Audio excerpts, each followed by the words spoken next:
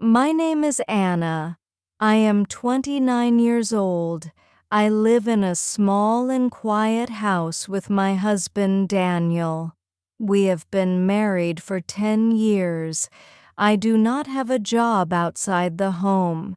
Every day I wake up early, clean the rooms, wash the dishes, cook meals, and wait for Daniel to return from work. Our life looks peaceful from the outside, but inside the house there is a deep silence. We do not have children.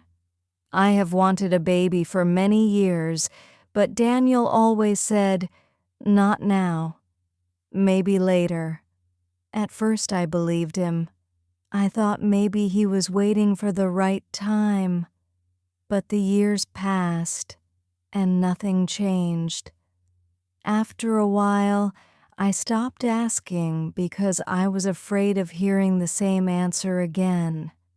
In the last year, Daniel began to change. He started traveling more for work. He stayed away for days, sometimes weeks.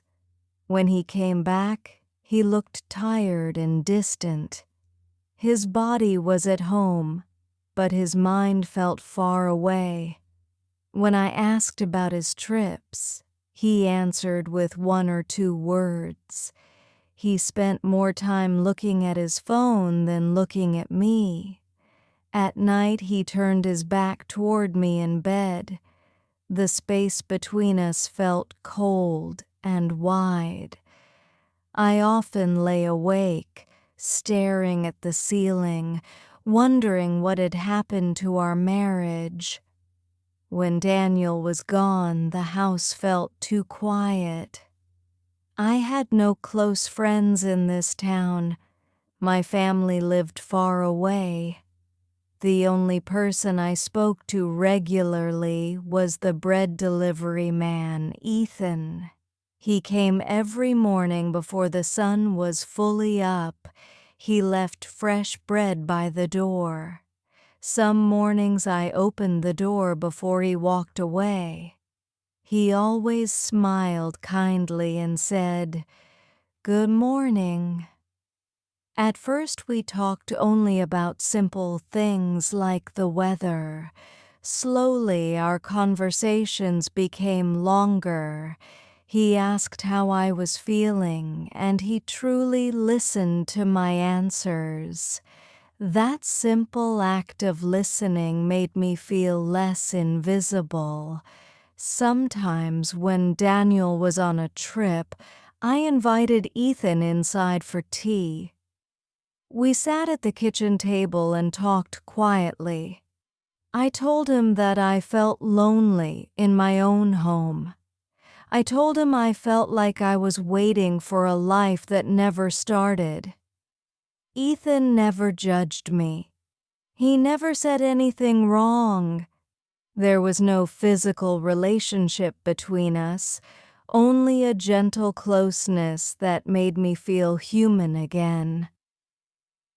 One afternoon, Daniel returned from a trip looking upset. He dropped his bag near the door and told me his clothes were dirty. I carried them to the laundry room. As I sorted through his shirts, I noticed a red lipstick mark on the collar of a white shirt. It was not my color. I stared at it for a long time. My heart beat loudly in my chest. I wanted to confront him, but fear held me silent. That night he slept with his back toward me again. I felt like a stranger beside my own husband.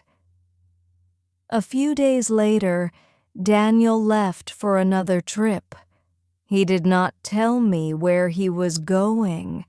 One evening, my phone rang from an unknown number.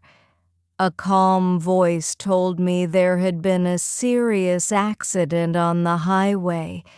Daniel was in the car, and there was another woman with him. They both died. I felt the ground disappear beneath me. The world became quiet and heavy. After the funeral, my body began to feel weak and strange. I felt sick every morning. I could not eat properly, and even simple smells made me feel dizzy. Ethan noticed my pale face and worried eyes. He brought soup and fruit and gently told me I should see a doctor. One morning I almost fainted in the kitchen. That scared me enough to visit the clinic alone. After examining me, the doctor sat down and spoke softly. "You are pregnant," he said. I could not understand his words at first. I asked him to repeat them. When I realized it was true, tears filled my eyes.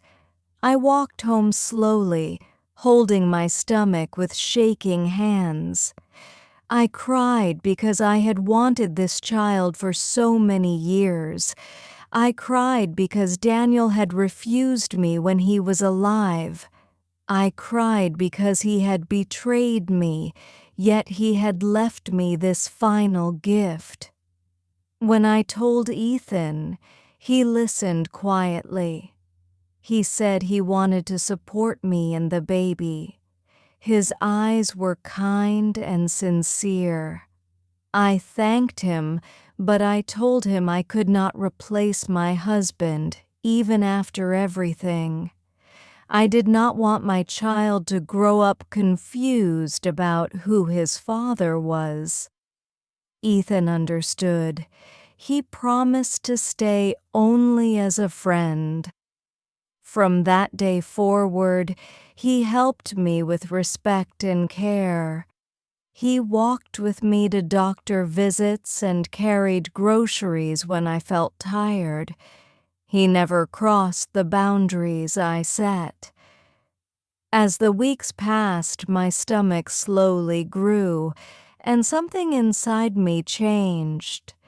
The house was still small, but it no longer felt empty. For the first time in years, I did not feel alone. I understood that trust can break and love can fail, but even after deep loss, life can begin again with quiet hope and new strength.